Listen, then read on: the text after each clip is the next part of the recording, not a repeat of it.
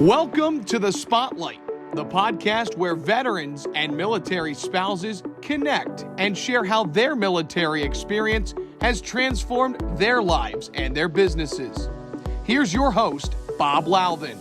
Hey, this is your host, Bob Louthen, founder of the Veteran Crowd Network, the network that brings veterans and veteran-led businesses together with each other and the resources they need to prosper. And you are tuning into The Spotlight.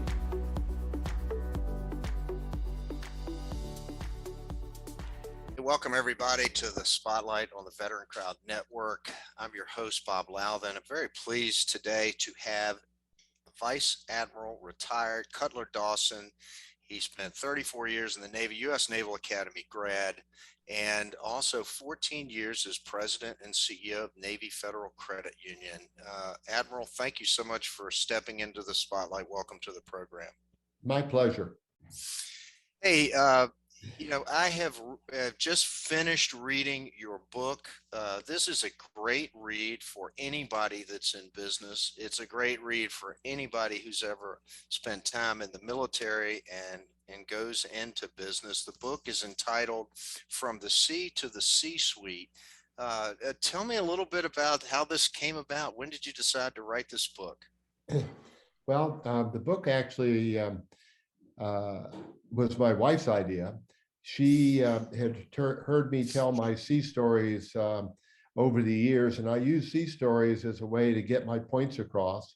And by the way, I found that to be very effective at Navy Federal in talking to most of the employees that had never been in the service, but they liked hearing stories, and they were parables to make points. And so at her encouragement, we embarked on the journey. I got a ghostwriter to help me named Taylor Keelan. I'd known her for a number of years. I said, Taylor, the only way we're going to write this book is if your name is on the book. And it's co-authored by both of us. And Taylor said to me, well, no one's ever asked me to put my name on their book. But I thought it was the right thing to do. Taylor's been a guest on our program in the past. You have some great sage advice, but first tell everybody what a foot stomper is. A foot stomper, of course, is in my book. And during the time that you're in the Navy, you go to different classes. And oftentimes a senior enlisted person will teach the class. And when they want to emphasize that something is important and will be on the test, they pause in their lecture and stomp their foot. And in Navy jargon, that's known as a foot stomper. And that means I'm going to tell you what you really need to know. Better be paying attention. Okay, well, there are, I think, 11 foot stompers at least in this book, and we're going to talk about them a little bit. But first, I want to talk about your Navy career, and I want to talk about two things that I've got questions about, because I'm not as familiar with the Navy as I should be, even though I now have a son who's in the Navy. So I'm learning quickly.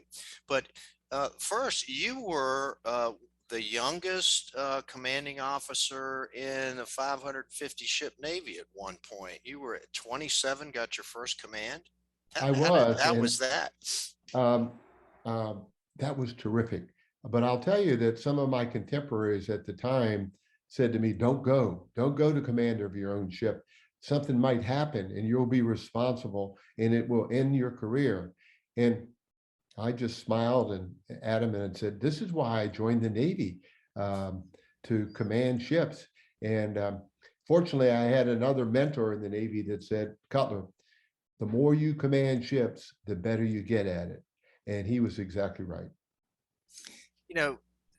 You almost didn't go to the Naval Academy, but both your parents were veterans in World War II of the United States Navy.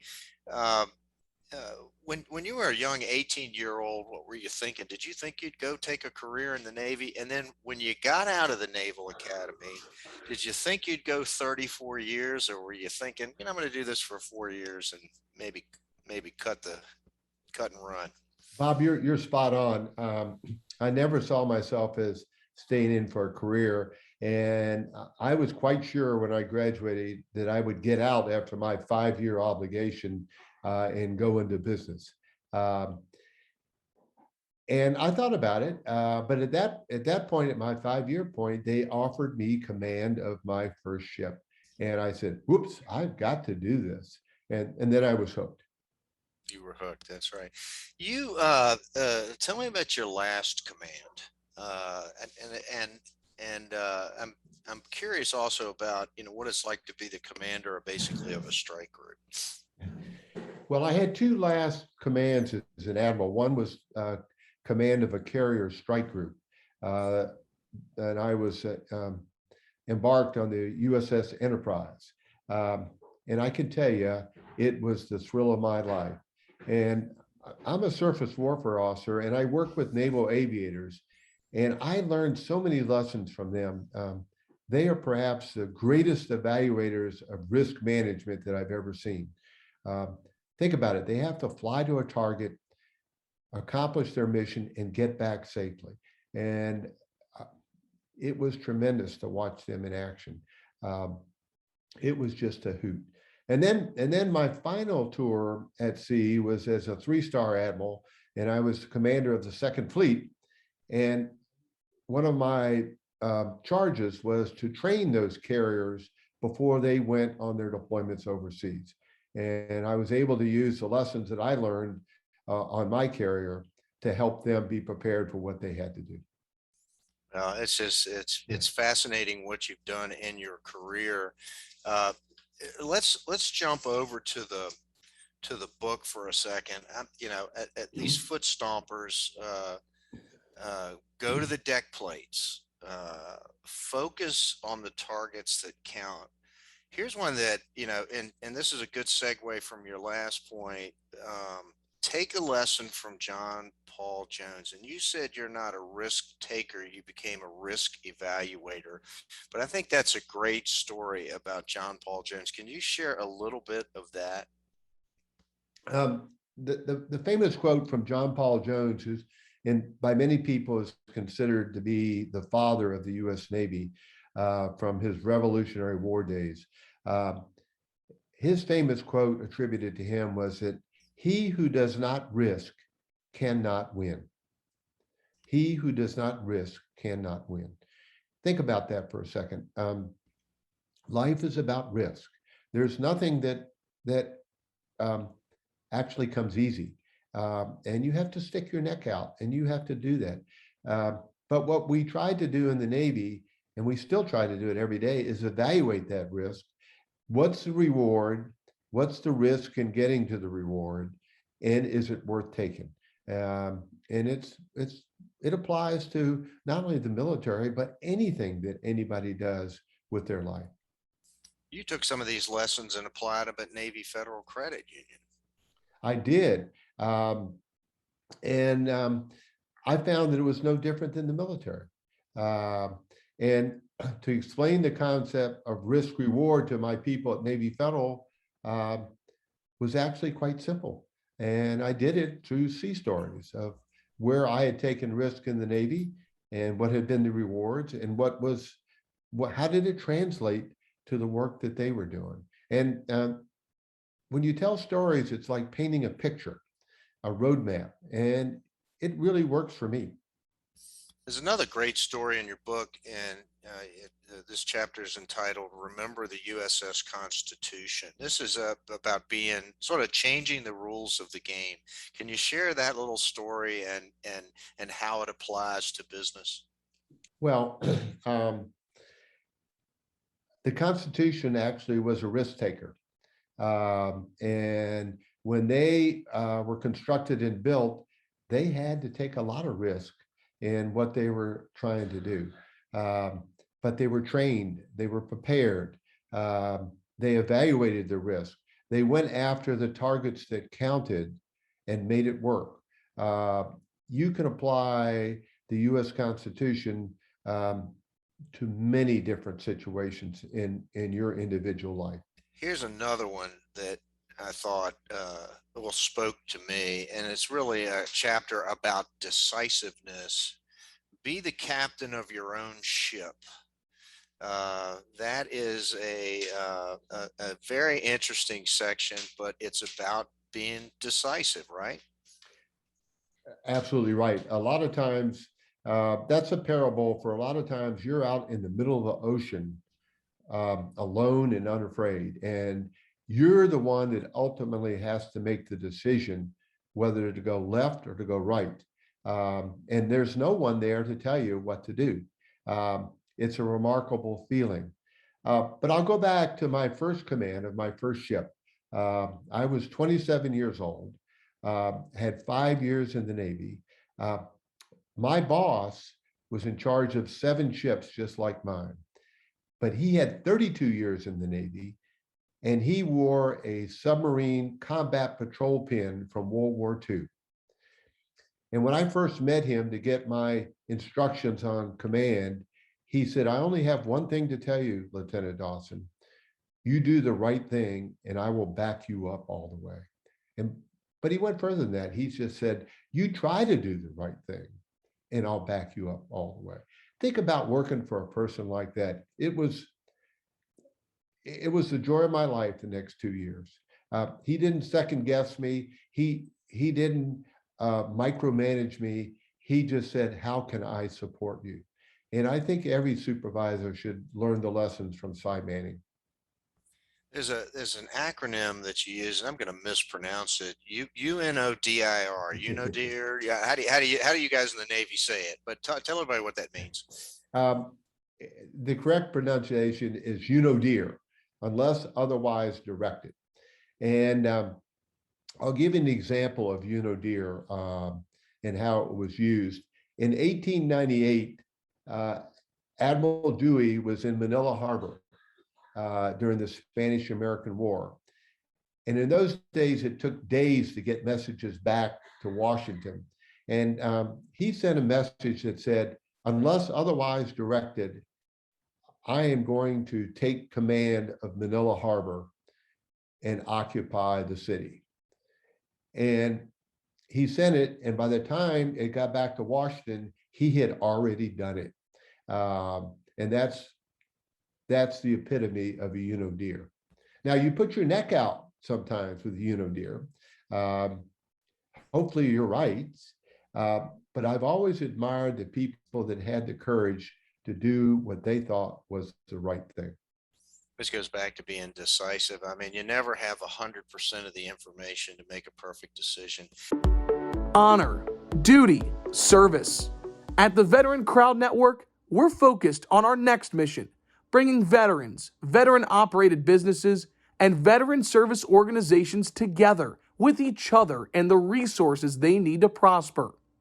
That's why we are launching the Veteran Crowd Rewards Program, exclusively for our individual and corporate members. Now you can save on travel, restaurants, goods, and services from brands you trust online and at over 900,000 locations nationwide. Find out more today at veterancrowdnetwork.com.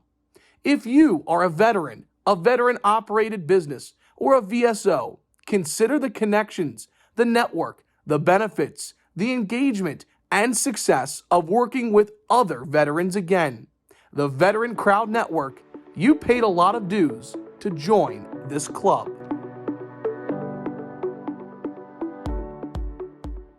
Our guest today is Admiral Cutler Dawson. He is retired after 34 years in the Navy and then 14 years as president and CEO of Navy Federal Credit Union.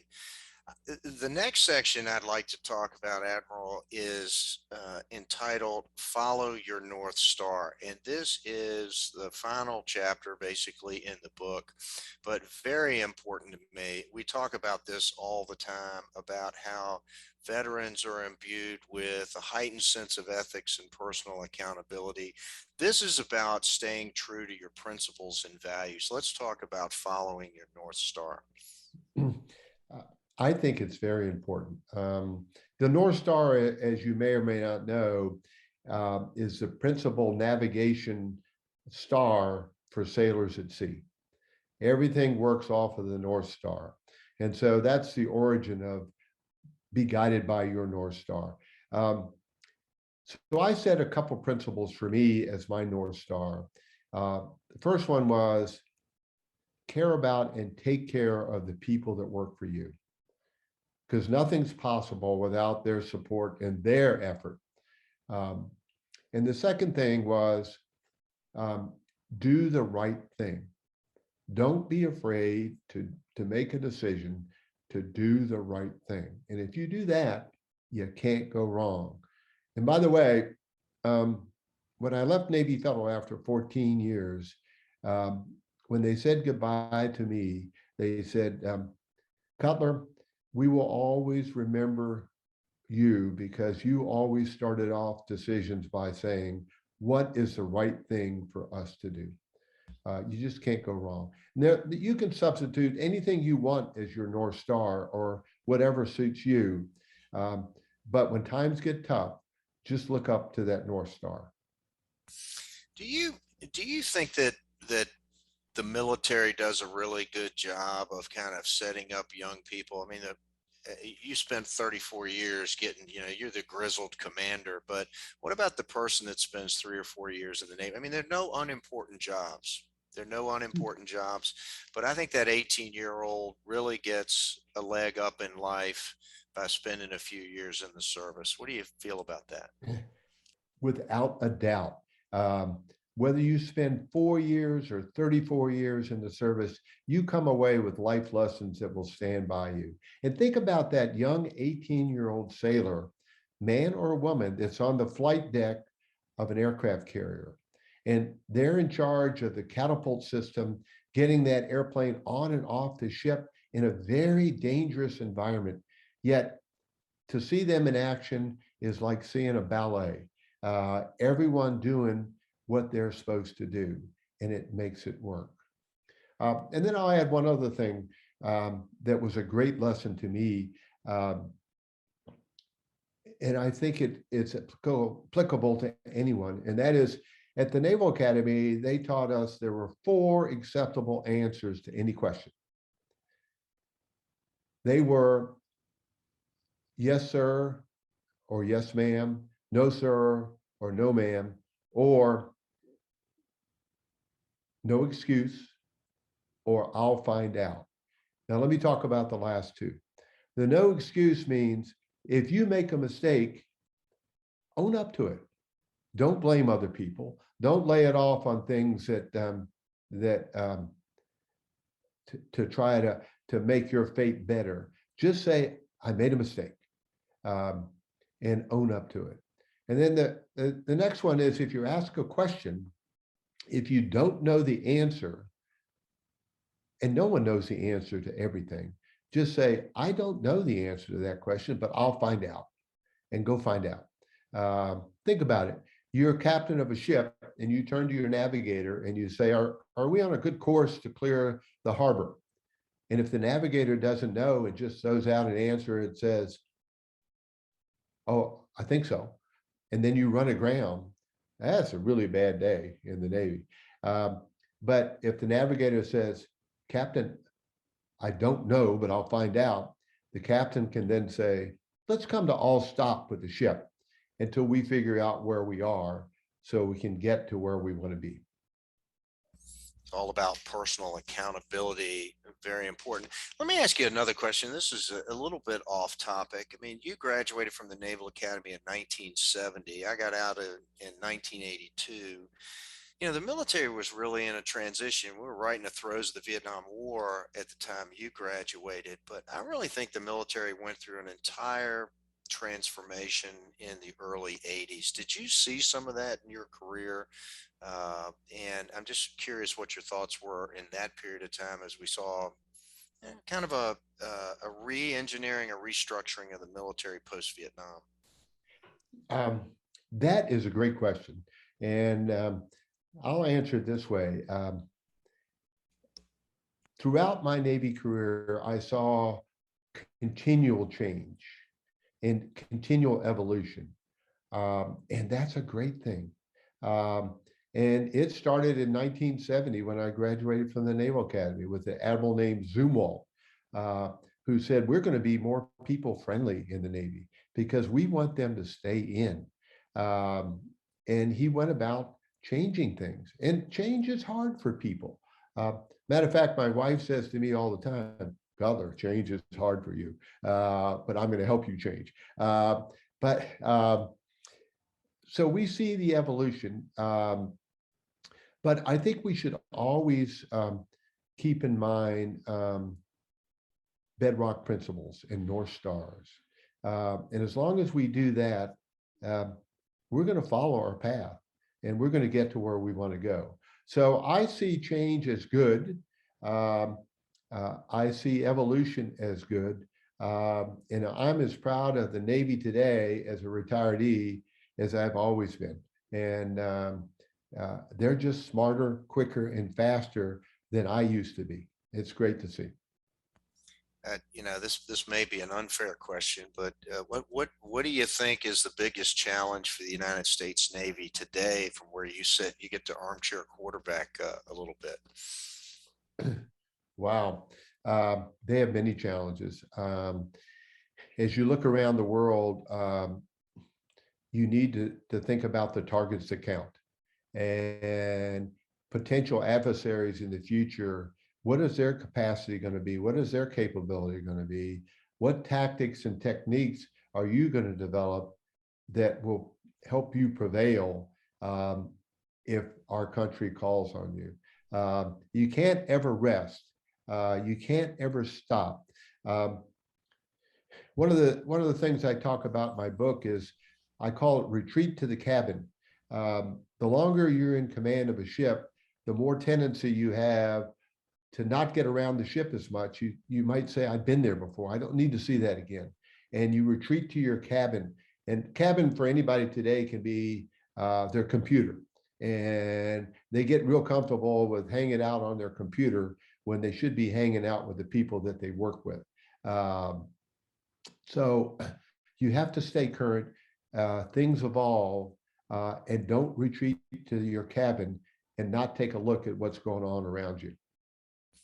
That's great advice, particularly coming out of this COVID environment. I think I've gotten very comfortable with the computer, and it's time to get out and press the flesh again and actually be involved in direct networking. What's next for you? Do you have another book inside of you, or what are you doing going forward?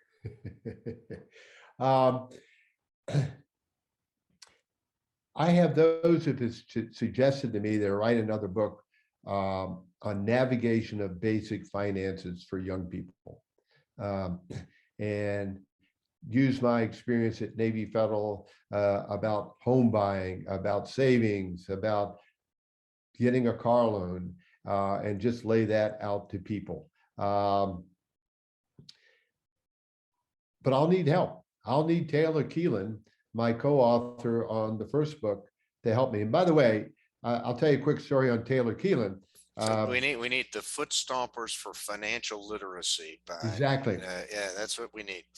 Exactly. But Taylor, when we talked about writing this book, had written 18 ghostwritten books. And I said to Taylor, there's only one way I'll write this book with you. Your name has to be on the book. And she said, well, no one's ever asked me for that before. And I go, I wouldn't feel like it was the right thing to do unless your name was on the book. And guess how hard she worked? She is a remarkable person. Taylor is a remarkable person. Well, sir, we have come kind of to the end of our window here. I could ask you another 100 questions. Maybe I'll get you back on the program again. But thank you so much for stepping into the spotlight, sharing stories about your experience in the Navy, stories about your experience at Navy Federal Credit Union, and writing the book. I really do appreciate it. I have one last bit of advice for anyone that might be listening, and that is advice I got years ago from someone that said, keep smiling. When I used to walk around Navy Federal, I walked around with a smile on my face because I wanted everybody to know that I was confident in what they were doing. Everybody's reading the boss. Well, that's just great advice all right there. Hey, folks, this has been an episode of the Spotlight on the Veteran Crowd Network. Our guest has been Admiral Cutler Dawson, 34-year career in the Navy, and former president and CEO of Navy Federal Credit Union. Admiral, thank you for being a guest on our program. I'm going to throw an Army Bravo Zulu out to you for your performance today. Thanks so much, folks, and that's a wrap.